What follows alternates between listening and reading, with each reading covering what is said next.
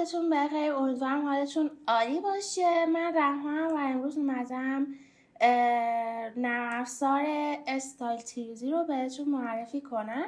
این نرم افزار بچه‌ها یک نرم افزاریه که شما 3 ماه میتونید ازش رایگان استفاده کنید. یعنی داخل سایتش میرید ثبت نام میکنید و زمانی که ثبت نام کردید یک ایمیلی برای شما میفرستن و زمانی که اون ایمیل رو تایید کردید شما میتونید 3 ماه از این نرم افزار به صورت رایگان استفاده کنید. و همچنین اینکه این نرم افزار یک نرم افزاریه که نیاز به اینترنت داره و شما باید اینترنتتون روشن باشه تا اجازه ورود به نرم افزار رو پیدا بکنید. در غیر این صورت نمیتونید وارد بشید. و اینکه برعکس کلوسیریزی که برای اینترنت رو خاموش کنید برید توی نرم افزار، اینو برای اینترنت رو روشن کنید بیاید توی نرم افزار. خب یک فضای دو بعدی داره، یک فضای دو بعدی و یک فضای 3 بعدی داره. برای بچه‌هایی که قبلا کلوسیریزی کار میکردن و خب سختشونه این موضوع، میتونن اینجا این گزینه رو بزنن و بیاید این رو بکشید، این گوشه بندازید که محیطش با محیط نرم افزار کلوسیریزی یکم شبیه بشه. این بخش تولبارشه و ابزارهاش در این بخش قرار داره. شما اسکرول موس رو که بچرخونید میتونید با بقیه بخشهاش هم آشنا بشید. مثلا توی این قسمت مربوط به ادیت تکسچر و پترن و اینجور چیزاست، اینجا میتونید از ابزارهای دوختی، ابزار چین، نوار، دکمه ها اینا استفاده بکنید. این بخش مربوط به فضای رندرینگشه، انیمیشن، رندر و چیزای دیگه. و اینجا هم که خب مربوط به متر و اندازه ها و اینها. این بخش تنظیماتشه.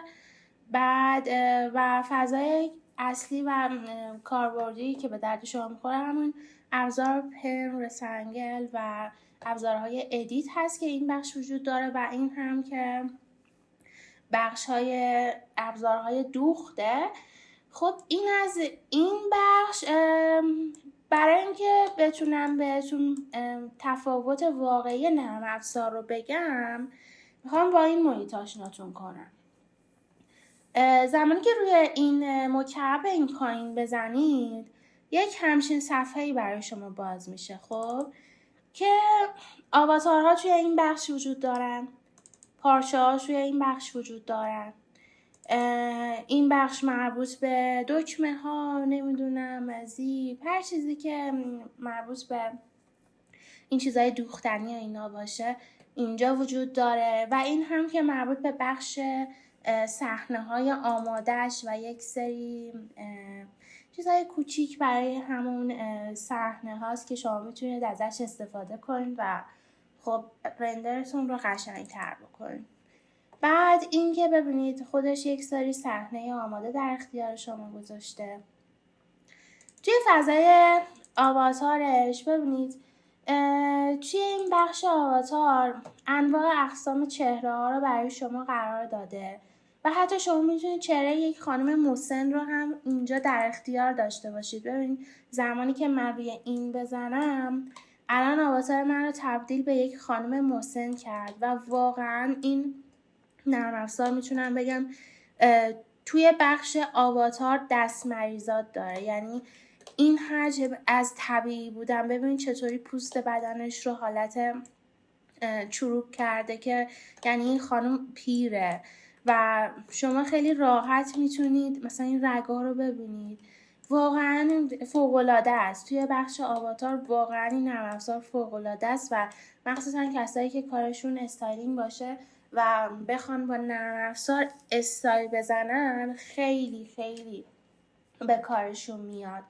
و خب چیزای دیگه هم داره دیگه، مثل انواع و اقسام کفشا. حالا چند مورد دیفالت خود نرم افزار گذاشته، من اینها رو رفتم و دانلودشون کردم داخل خود سایت نرم افزار. و انیمیشن ها هم همینطور بچه‌ها. تمام اینها میتونید از خود صفحه استاتیدی دانلودشون کنید. حالا نحوه دانلود کردنش رو هم داخل یک ویدیو دیگه براتون توضیح میدم که به چه صورته. ولی در کل که این نرم افزار از نظر آواتاری و از نظر پارچه، صحنه‌های آماده، کلاً اگر این فضا رو، این بخش رو نرم افزار کلو 3D داشت، خب کلو غوغا میکرد.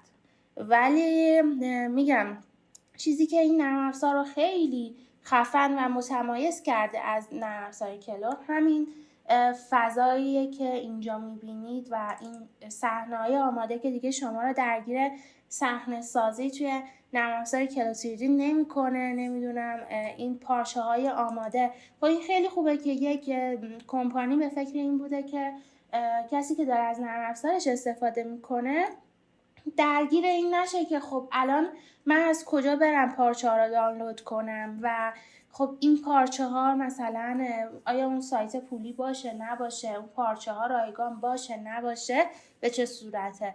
و اینکه خب بچه‌ها این نرم افزار یک نرم افزار چینی هستش و داخل کشور چین ساخته شده.